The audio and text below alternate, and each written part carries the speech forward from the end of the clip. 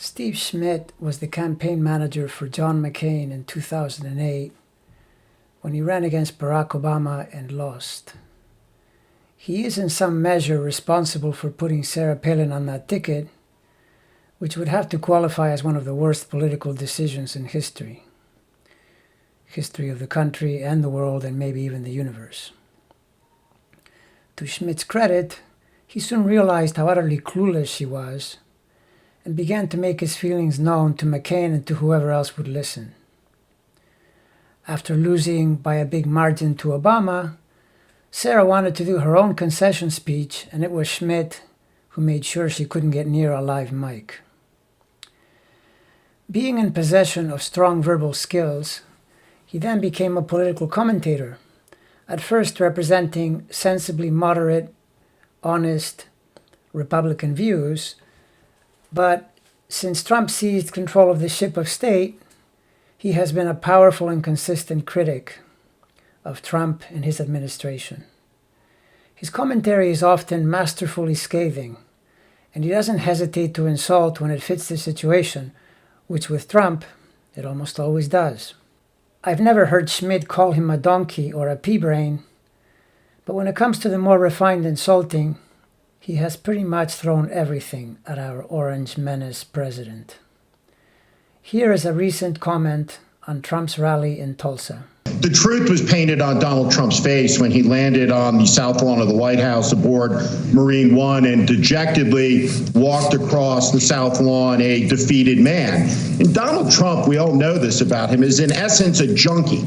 He needs the acclaim. He needs the exaltation. He hadn't had a rally in months. We've seen the most incompetent and inept performance in a crisis by an American leader in the history of the country. The economy is shattered, 40 million people out of work, 120,000 dead Americans. And so Donald Trump was there. He was going to light the fuse. He was going to kickstart the campaign. And it was a debacle for the ages. The President of the United States got up there and he talked for 15 minutes about his slow shuffle down the ramp at West Point.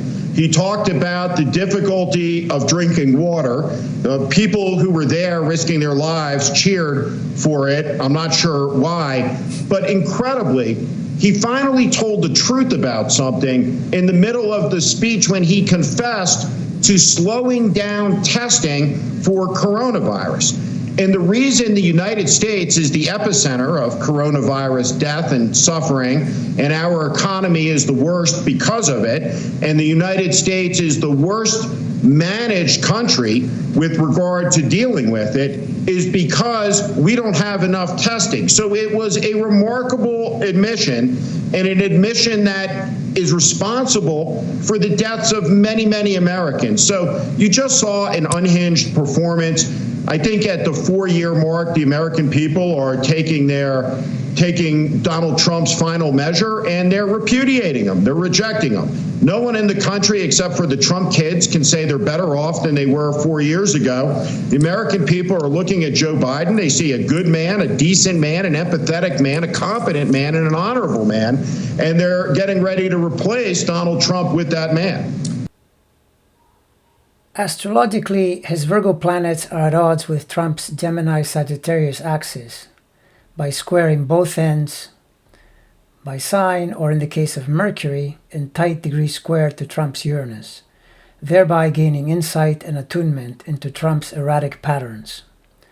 Mars is in close conjunction with Mercury, so his communication is anything from direct to aggressive, and since it squares Trump's erratic Uranian escapades, Schmidt will hit him hard every time. Here you see him in yellow, using his Mars-Mercury conjunction to reply to Trump on Twitter. You can see that he doesn't pull his punches. If he is born from 4 p.m. or so onward, his Virgo moon gets pulled into these degrees to add even more fuel to the fire. Pluto, which is always a power point in anyone's chart, here placed late in the sign at 27 plus degrees, is square Trump's sun and moon, and this will galvanize in Schmidt the urge to attack and destroy a person like Trump. From hearing him speak over the years, my sense is Schmidt is deeply offended by Trump's idiocy, malevolence, and arrogance. To top it off, notice the Sun conjunct Uranus linking to Trump's Hollywood Access T-square, which is the source of so many of his problems. I've noticed people in the public sphere with early cardinal planets like this tend to get into combat with Trump. Finally, Saturn is pretty near Trump's midheaven and square his Mars, which is another great combination for heavy censoring, and this is exactly what happens in this case. Schmidt is now a member of the Lincoln Group, which consists of a few very smart and very disaffected Republicans determined to get rid of Trump. Look for their videos on YouTube. They hit Trump hard and they pull no punches. One can only wish that Democrats used this approach a little more often.